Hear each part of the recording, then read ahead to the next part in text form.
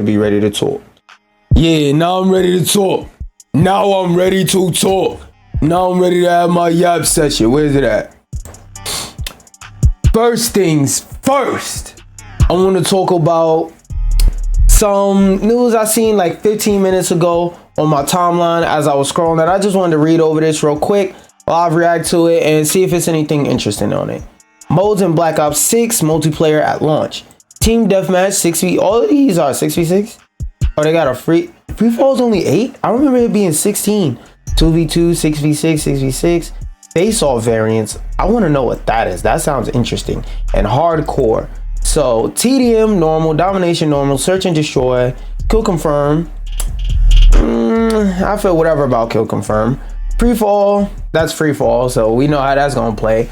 I wonder why it's now 8, because I always remember it being 16, but like I haven't played free fall and like COD itself in a very, very long time. So I could have missed in the last Call of Duties that they changed it to 8, and 8 is not a standard. But last time I remember it, it was 16. So why is it 8 now? That feels wrong. Hardpoint, I don't even know how to play hardpoint. Gunfight, what is this and why is it 2v2? Headquarters, never heard of that mode. Kill order, that seems interesting. I wonder what this mode is about. Control, I assume that's like a capture the flag sort of mode. And I really want to know what is face-off variant, because the title alone sounds interesting. But yeah, I ain't got too many intricate crazy thoughts about it. I just wanted to look and see what it is.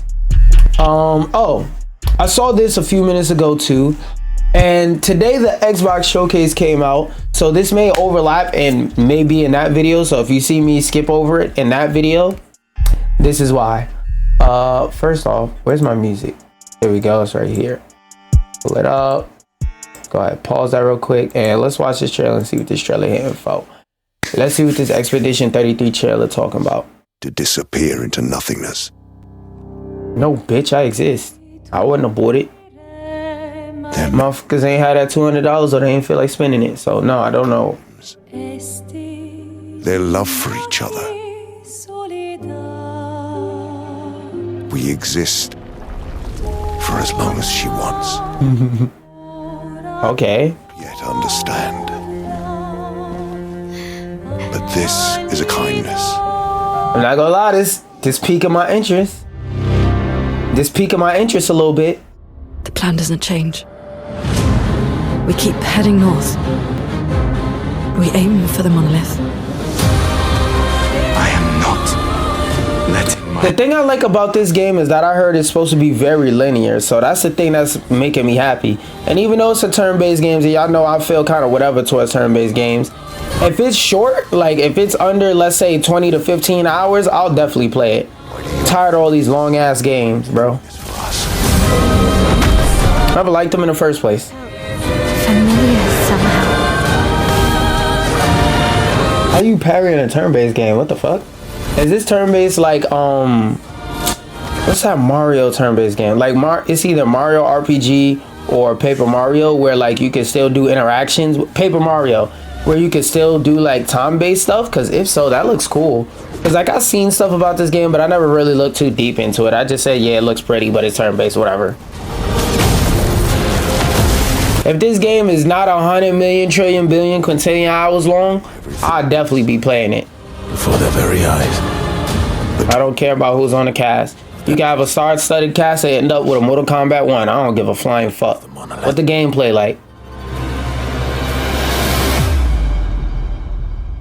See you in the next life. I will have to look up whenever I get a Spring 2025. That's not a concrete release date, but it seems like they got enough done to where they're confident in talking about that. I like to see it. Also, it's coming to EGS Day 1. I love to see it. I love it when stuff releases on EGS. We need to dethrone Steam and let somebody else have the crown for a bit, because Steam is great and all, but I never want Steam to get comfortable. I always want companies that I fuck with, that have created products that I love, to have competition, because without competition, eventually something will happen to make them realize, wait, we could be as greedy as we want and there's nothing our consumers can do about it. Bet. I never want that to happen, so I always want and encourage competition. Now, I personally haven't played Undisputed yet, but I've been seeing review after review. I've watched stream after stream, and a lot of people are saying similar things about Undisputed. The whole game is just two people going back and forth like rock'em, bop'em, sock'ems, but instead of doing this, they're doing this. Just 8 times in a row, just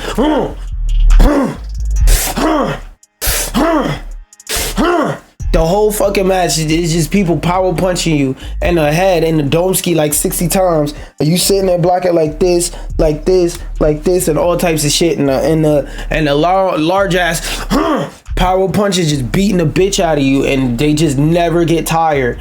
8 rounds into the match, they still just going like they was in round 1. But the thing I said that I'm excited about this game is whether this game does or doesn't do well, I hope it scares EA into making a new Fight Night game so that we could play an actually good boxing game. I would love for anybody to make an actually good boxing game, but I'm not gonna sit here and pretend like I'm naive, like I don't understand that it's very hard. Cause like the reason why something like UFC could get like 5-6 entries back to back is because UFC, that's one thing. Like when it comes to MMA, mixed martial arts, once you go to UFC, like a lot of the top mixed martial artists are in UFC. Well, as far as America is concerned, I don't know about other countries, but as far as Americans are concerned, all the top mixed martial arts fighters are in UFC. So all you have to do is go to UFC, for example, versus boxing. It's like 20 different boxing leagues, and then there's people like Floyd, where it's like he's just worth so much. It's really hard to get him in a boxing game because he's going to charge you an arm, a leg, and a thigh, and probably your torso and the heart that comes with it to be able to get his appearance, his likeness in the game, let alone be a playable character. Because I heard rumors that he was asking for upwards of $5 million to be in the game. So it's like I can't really be mad at them for like not being able to afford him, but I also have to be real with myself and go, do I want to play a boxing game where not only do I have to sit there and just get hit with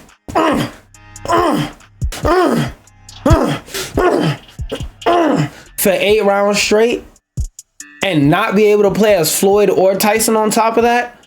Or do I just want to not play the game? Because there's so many other great things to play. And the option I'm going to pick is not play the game. There's so many other great things I want to play. But like I said, there are rumors. There's things coming out. Now, it's a rumor. Take it with a grain of salt. This is he said, she said, basically. But I hope it's true. And we'll see if there's anything in this that makes sense. I'm going to read the summary and see if I want to read further. Evil Eyes Incorporated Sports may be reviving the Fight Night series, which has been dormant since 2011. That is right, in 2011 on the 360 Champions release. The studio is also rumored to be focused on the next UFC game, funny, which is expected to be titled EA Sports UFC 6. Just say UFC 6. What the fuck is all this? EA Sports UFC 6. Like, bro, UFC 6. Who the fuck else is making top tier sports games with organizations like UFC? Who the fuck else got the money to purchase these licenses shit? Shut the fuck up. We know it's EA.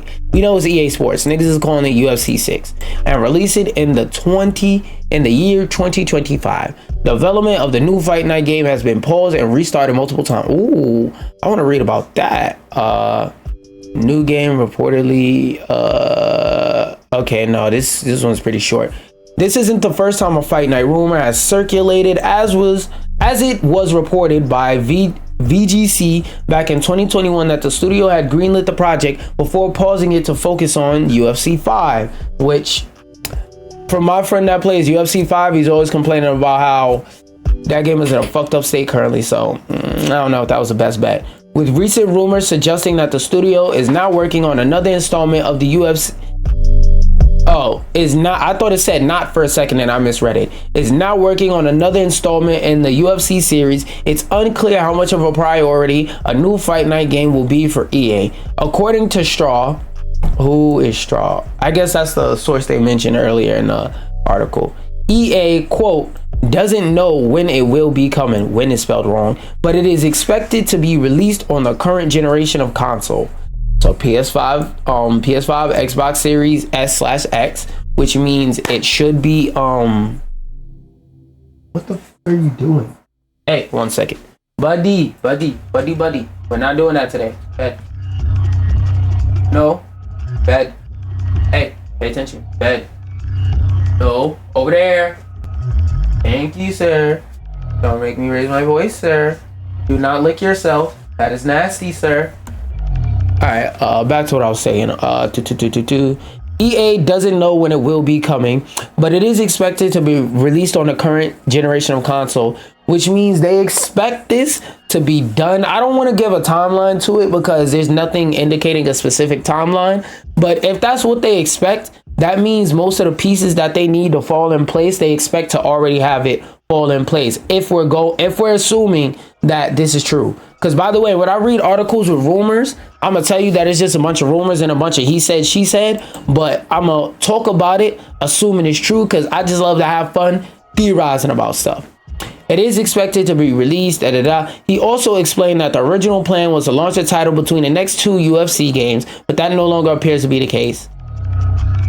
That would be cool if they alternated between making UFC and Fight Night, like making entries in those series, because it will mean it gives them less incentive to just try and keep bombarding us with the same fucking game over and over. Also, EA, this is not Madden. Give that shit some time. This is not like basketball or football where year to year there's new people getting drafted in, new people being taken out. MMA is quite literally whenever a nigga feel like getting up and punching somebody else in the face, they do it.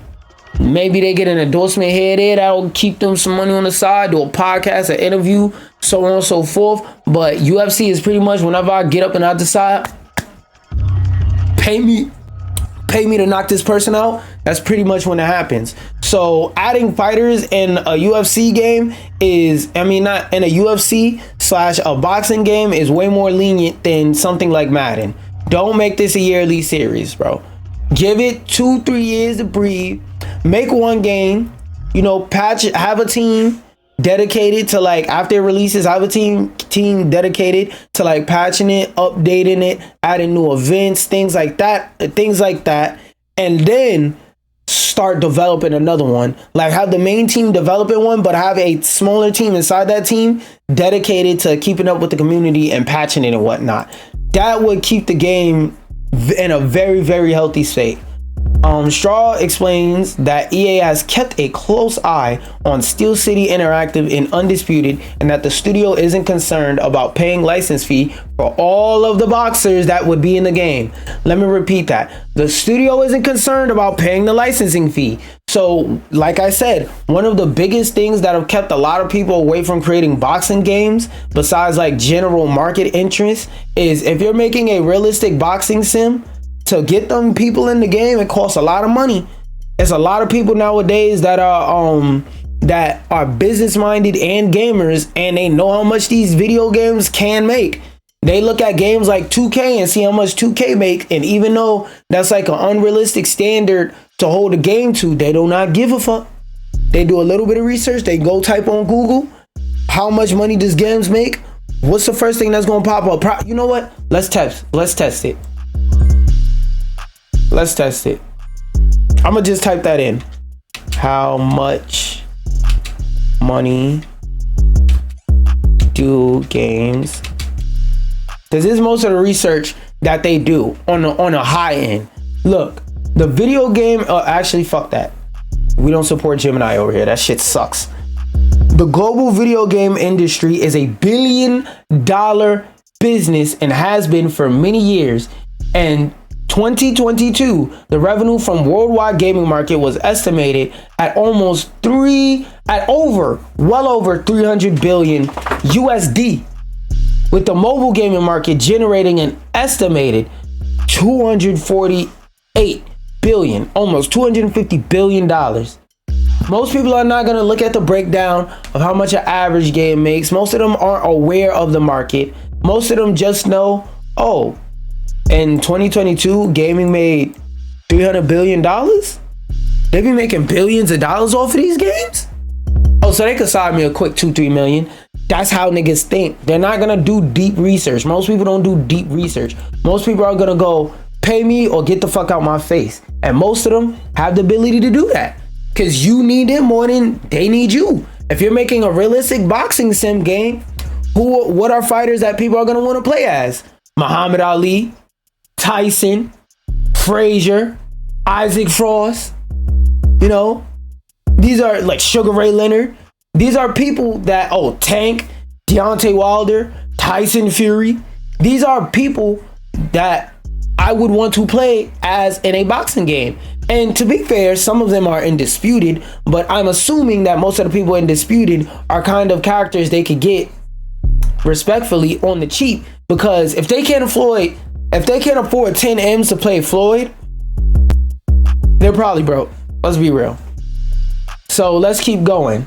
However, the journalist does state that Evil Ass Incorporated is worried about the sales and has questioned whether the interest in a new Fight Night game is there. It is. And that's one of the good things I said about Undisputed. Undisputed can help them see. Undisputed for EA is basically free market research to see how interested people are in the realistic boxing sim genre. Cause before, it's kind of hard for EA to find a way to poke around and test. Hey, you guys want a new boxing game that would give them an accurate assessment of how many people would actually buy it, care, and give a fuck. And which is another reason why, even if Undisputed was made by the shittiest developers ever, I hope it succeeds and I hope it does well, because it will show EA we want another Fight Night, and hopefully they'll make another Fight Night without turning it into a fucking pay-to-win RPG. As development has reportedly been stopped and started multiple times over the years, there's no way to know what the future holds for Fight Night, but Straw says that 3 to 4 years is a good window for the game's release. Which, if he's saying 3 to 4 years, that means that, like they said, they've been stopping and starting development off and on, but they're, like I said, they're really not sure how it'll sell, because they're sure how UFC will sell. They're sure. A boxing game, which is just stripped down UFC at this point, because for those of you who don't know, UFC took the Foundation Fight Night, added, and they just added kicks. That's really all they did. They took Fight Night and they added kicks. That's all UFC is, for those of you who don't know that. On to another thing, which I find kind of interesting. And this one, I more so wanted to look at the headlines and just like talk about it, because, yeah.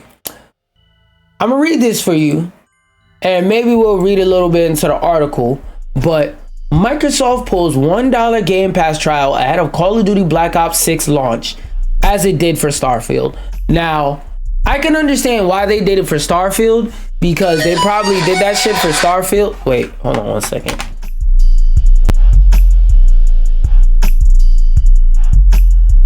Yeah, cool.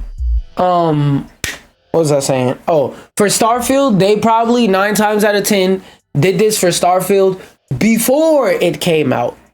They did this for Starfield, assuming that it was going to be a well-received game. So, keeping in mind, this is not Starfield post-release. This is Starfield pre-release that we're talking about. Pre-release, a lot of people were hyped up for Starfield. A lot of people were saying...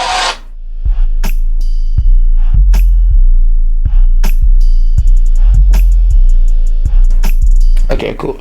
What was I saying? A lot of people were very happy and very excited at the idea of Starfield and what it could be. Now, as I always say, whenever companies run out of ideas, the first thing they do is they run the space or they run the time travel. Bethesda chose space. Now, Starfield is what it is. There's no reason for me to sit here and rag on Starfield because it wasn't well received. They released one expansion pack and people gave it mixed reviews, yada, yada, yada. What I want to say is, this is a power play from Microsoft. Pay attention. These are the things that I like to see. And why do I like to see this? Because you may be sitting there saying, man, dude, what the... Hey, thank you for the likes. I always love the support. You may be sitting there saying, why the fuck? Why would you like seeing this? What is the benefit of this? How does this benefit you? Are you one of those people that dick ride corporations? And my answer is no. I don't dick ride corporations. I like to see competition. What this says to me is that Microsoft is very confident that oh my Jesus Christ. What this says to me is that Microsoft is very confident that they really have something with Call of Duty and a Call of Duty IP that really makes people want to interact with it and want to get Game Pass for it, and that is a Game Pass pusher. They're very confident in Game Pass. I would like to see more moves like this of straight pure confidence. Yo, what's good, my guy? I hope you're having I fucked up the sentence, but I hope you're having a good day. We just talking about Game Pass and shit. What's next? Oh, I just wanted to show this to say, actually, you know what? Fuck it. I was just going to talk about it, but let's read it and talk about it, because like I have a hate relationship with XDeviant, being that like I never really played it because I don't know if this was on stream or not, but I wanted to give XDefiant a chance. I really wanted to give XDefiant a chance because the way that XDefiant was marketed was, we're bringing back that old school Call of Duty, old school FPS feel. And that right there already made me not like XDefiant. Not because I don't like old school FPS, but because I do. The thing about whenever you're marketing a game, okay, let me teach y'all something about marketing 101, why XDefiant was fucking doomed from the start. Whenever you're marketing something, it has to pass what I call the if it's just, why don't I test. Now, you may be sitting there like, what the fuck is the if it's just, why don't I test? You take something and say, if it's just whatever that thing is trying to be, why don't I go play whatever that thing is trying to be? So XDefiant was marketed as old school Call of Duty. Modern Warfare 3 and all those old school Call of Duty games, even though it's a security risk to play that shit, it's Call of Duty. People will risk getting hacked to play old school Call of Duty. That IP has that much power. If it's just Modern Warfare 3, why don't I just go play Modern Warfare 3? If it's just Call of Duty, why don't I just go play Call of Duty? You see what I mean? It doesn't pass the if it's just, why don't I test? XDefiant was marketed as old school Call of Duty. Why don't I just go play old school Call of Duty? Then on top of that, everybody who plays XDefiant runs into a million, billion, quintillion hackers every match. Everybody who plays XDefiant, you shooting at people, they go around corners, your shot missing. Somebody shoot at you, you fully behind cover. You already ducked behind cover before they started shooting. Your character's going, and they're getting hit markers because it's reading as you got shot. Fucking people shooting you from under the match. There's no goddamn anti-cheat, so the cheating situation got more and more worse as time went on. They added a bunch of fucking I've seen their battle pass, I've seen their cosmetics. Shit looked ass. If I was a person who cared about battle passes, I wouldn't want to work to play the game for their battle pass. The shit sucked. The shit sucked. There was a lot of downsides all around. Now I will admit, the shooting in it did look clean, because I don't want to just sit here and stomp on XDefiant's course. Well, I do, but I don't want to be a negative Naheem the whole time, just stomping on their corpse, right? So, all that being said, XDefiant had a very, very steep uphill battle. And even though they have what would be decent numbers, if it was a Ubisoft, they're still alive, they're still kicking. Now, they got to work to keep on kicking, but generally speaking, they're still kicking. But recently there was some news that XDefiant has until season 3, they're currently in season 1, to get it together and get their player count up after losing the majority of it, or it's clipped. It's cooked. They're out of here, bud. Let's start reading. Like I said, we always skip the first paragraph or the first few sentences, because usually that's tag stuffing and introducing a concept, and I can do that shit myself. According to executive producer Mark Rubin, who took to social media to rebuke claims that the shooter would be dying once it's done after season 3. I've literally been in meetings as of last week to discuss our year 2 plans. But right now we are super focused on improving the technical experience, which includes netcode, and adding more content for seasons 3 and 4. How about you add a chat? Y'all trying to add content, add an anti-cheat, bitch. Let's read his actual statement. Let's read what he said. Also, another reason why, just to mention, I didn't personally play XDefiant is because the first time I booted that shit up, it told me to sign up for a Ubisoft Uplay account, and sign in to their service. I was like, oh hell no. I am so tired of buying games or playing games on my console just to be told I need to sign in to another service. Bro, like, and this is not to dick ride Fortnite, but one of the great things about Fortnite is if you don't have an Epic Games account, you can just play with your PSN account. Why do I have to? I'm already signed into PSN to play this game.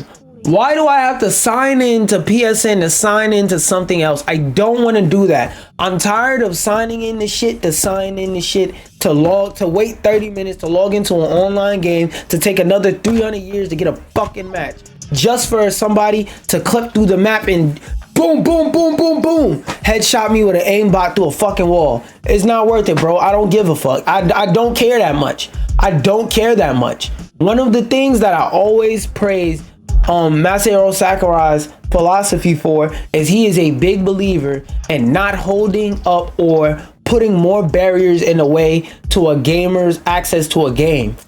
Cause like I already gotta be sitting down in front of my console and booting it up to play the game, and that's not very convenient. Cause think, if I'm at work and I'm on lunch break and I want to play Exifine for a little 20-30 minutes, that's not possible unless there's a nearby TV that's already set up with the console, that's already logged in online and logged into my PSN. It's one of those things that when you go to your setup every day, it doesn't sound like a lot of steps, but imagine if all of those steps that are already put in place in your crib, imagine if every time you wanted to play the game, you had to repeat those steps.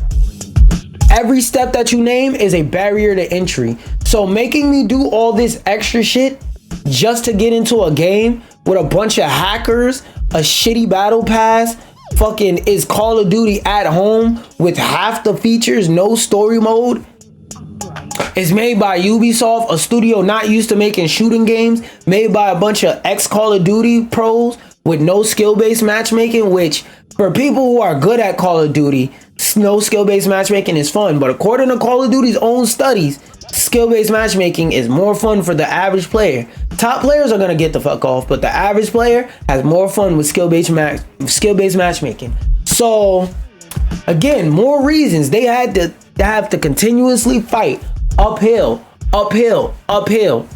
just to get people to play the game.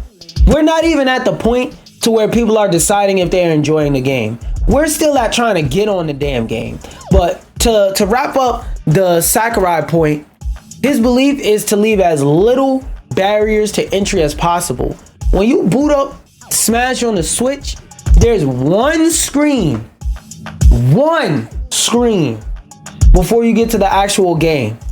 And you could press literally any button on your controller. You could click the sticks, press the triggers, press start, press the face buttons, arrow buttons, whatever, to get to the main menu and be able to access all the game modes.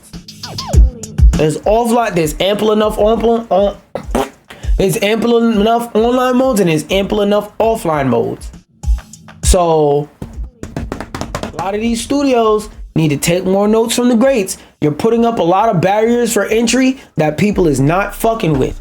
There's a lot of reasons why Smash is successful, and it's not just because Mario's part of it. I'm not gonna sit here and act like a naive dumbass Nintendo dick rider, but there's other things.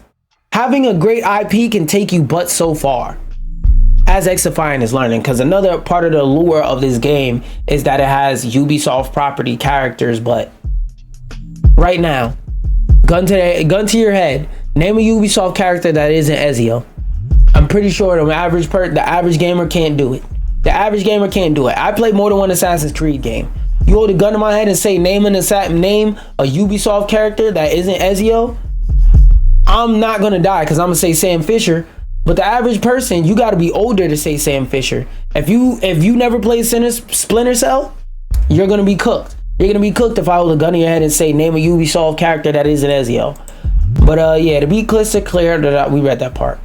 Right now, we are super focused on improving the technical experience, which includes netcode and adding more content for seasons 3 and 4. We have done very little marketing, so yes, our numbers are down, which is true. When Xify was first coming out and it was popping, there was a lot more marketing, and they haven't done a lot.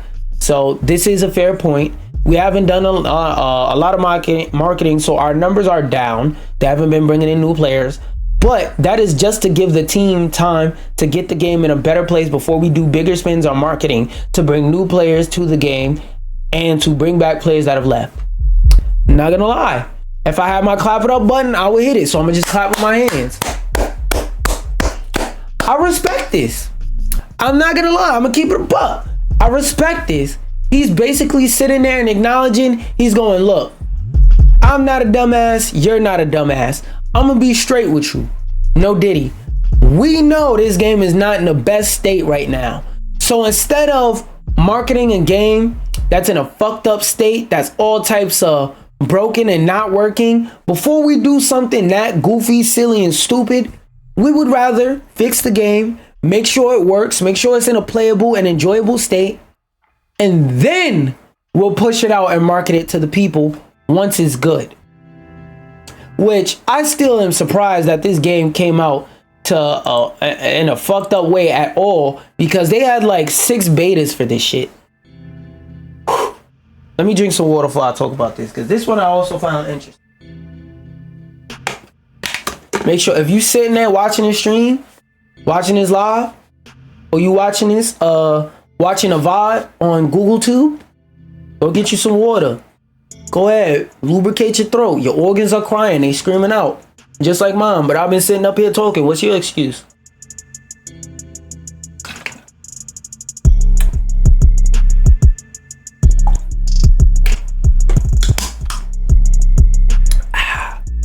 Two shots of God's favorite liquor. Anyway, Guinness World Record explains why Cincer's 24-hour pull-up record was rejected.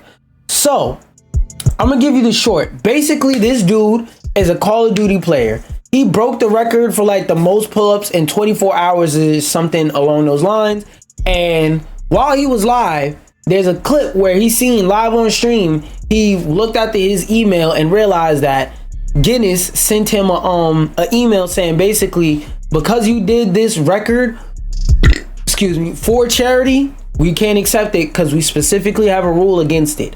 Now, I'm gonna read into this article and see if they get more in depth into the technicalities of it, but I feel like this is somewhat justified, not in terms of maybe this specific case, but it's justified in terms of trying to keep your rulings and stuff like that consistent, so can't nobody say you was playing favorites ever.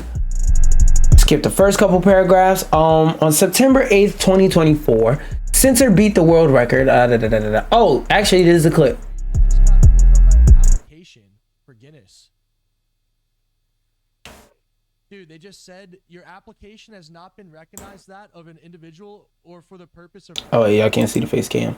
For more information, in the meantime, we will refund your priority review fees.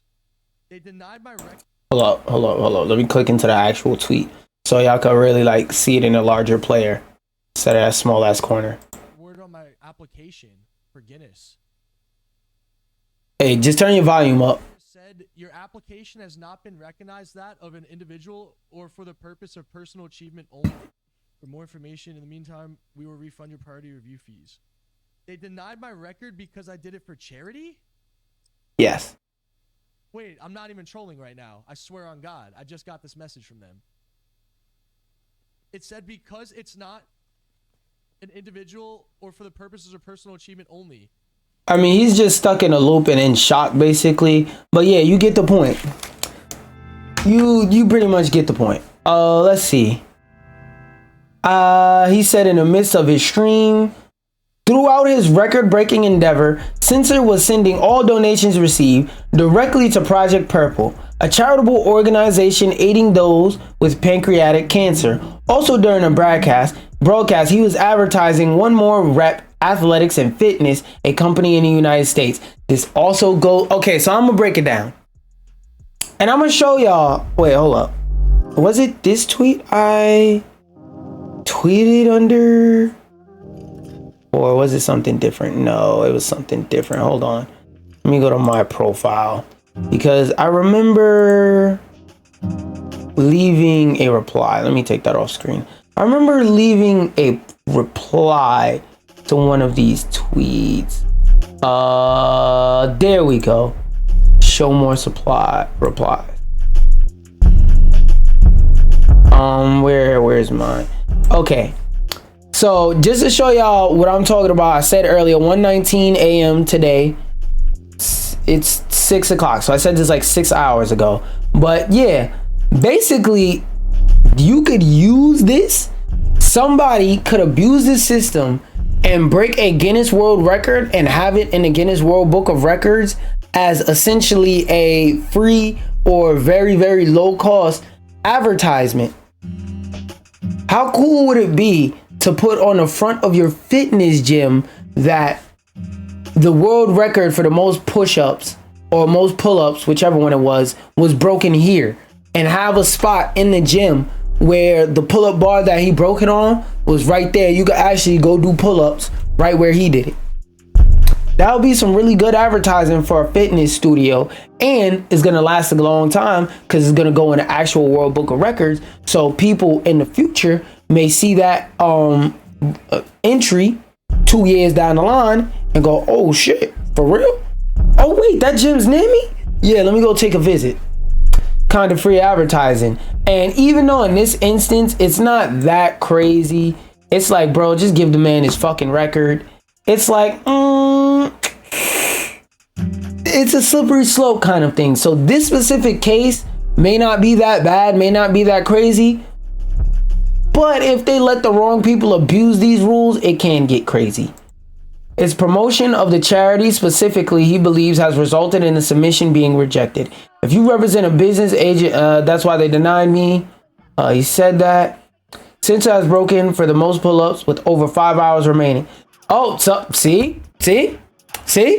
I promise you I'll be reading these shits and looking at them live and just going off my thoughts. So if I'm correct, he did this shit inside a gym or something like that, because that's what it looks like. He broke the record. And what it sounds like is there's a bunch of other people there, like listening and watching. So potentially he's in a gym and they just sectioned off this area for like a charity event and let the regular gym comers or whatever, use the rest of the gym. Like I said, if they allow everybody to do that, that can quickly become a slippery slope. So I can understand why, even though in this case, even though cases like this where he legitimately did it just to be cool and said, fuck it, I'm gonna do it for charity, kind of sucks. Consistency when it comes to rules like these are very important. Censor soon went offline in order to further investigate through his case, blah, blah, blah, blah, blah. Okay, a statement from Guinness themselves. Let me click the tweet so I can see more. Is there anything after that? Okay, they're probably saying nothing. We'll close this and read their statement to close this out. Guinness World Record was not present at Censor's pull-up live stream. We are proud to still offer a free application service for individuals looking to break a record. Damn, they said, hey, if you want to break this bum ass nigga record because you feel like it and get it before he do, fuck it. If you do the same amount of pull-ups as him and you submit it first, you can get it. You could beat him to the record and make him have to do this shit again and do even more pull-ups. Crazy work.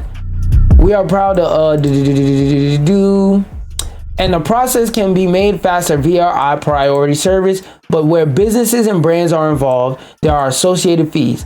Censor's application was canceled by our records team due to the corporate sponsorship of the event, which is true because it was being sponsored by a gym as well as this charity organization. We'll continue our conversation with Censor and his sponsors, and we look forward to assessing the evidence. And the evidence is plain as fucking day, man. Like Control-Shift-T. The evidence is plain as day that he was doing this to sponsor somebody. Because look, he took a picture in front of the fucking banner. And the original footage of him breaking the record, all this shit is all around. So nigga, you're not beating the allegations. You have to do this shit one more time. Run this whole joint back. No charity shit. You can stream it or whatever. Or you could have a Guinness World Record person present, but you gotta do this shit off the regular, bro. Sad to see, cause bro really spent all his time training up to break this record, and this nigga's probably gonna have to sit down and not do any critical movements or exercises for like 5 days after doing 8,000 push-ups, but it is what it is. Woo! Wait. Astrobot news, man. Y'all know good and goddamn well how much I love me some motherfucking Astrobot. And we're getting some more new Astrobot content. Because I've already beat the game and I'm currently in the process of trying to fully get all the bots in the game, all the puzzle pieces, so that I could essentially 100% the game. Three new Astrobot levels are dropping like weekly TV episodes. On tomorrow, because today's the 16th, on October the 17th, we will be getting a level called Building Speed. October the 24th, which is it a weekly thing? Like every week? They said 17th, 24, 31, 7, 14. Okay, so it's going to be every week Thursday, a new Astrobot level is dropping. So every week Thursday, do y'all know what game I'm playing on stream? If you gave any answer other than Astrobot, you're wrong as fuck. Anyway, they'll go live every morning on Thursday at 9 a.m., meaning I'll have them nice and downloaded by stream.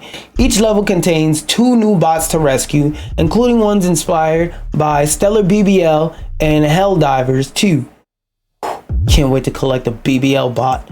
But how the fuck you start off a sentence with but? The real treat is an online leaderboard. Yeah, I don't care. Everyone who's played Astrobot has had that. I want to know if, since they're speedrunning levels, is it required for you to beat the level in a certain amount of time? Because I love taking my time and looking around levels. Like, I may speedrun a couple levels here and there just for shits and giggles to see what it feels like, how it is. But I more so want to play the level at my own pace. As long as there's no timer on the level saying you have to beat it in this amount of time, I'm cool. I just want to play these levels to get everything. Everyone who's played Astrobot has had that feeling, that mastery that comes from learning a convoluted obstacle course and then completing it with ease. I don't know about all that. My joy in Astrobot comes from exploring the level and seeing all the cool details.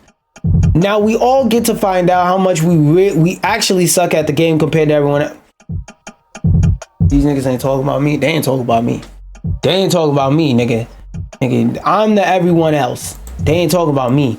Does that sound like fun? I promise is my new appointment viewing for the week, at least until White Lotus season 3 start. Okay, bro. Nigga just gave promo to a random ass show. It'll be interesting to see which other bots are hiding in some of the later free DLC levels. Yes, it will be. While there are hints in Astrobot's end credits that nods to Ezio, because Assassin's Creed, we know they're adding Ezio, and other major franchises are on the way, notable absences from the base game include any Final Fantasy or Kingdom Hearts bots. I'm not too surprised. I do wonder why they had Cloud so prominently in a demo, but he's nowhere to be found in here, now that I think about it. Kingdom Hearts, I don't really give a fuck. It sounded like Team Asobi just couldn't get it figured out with Square Enix.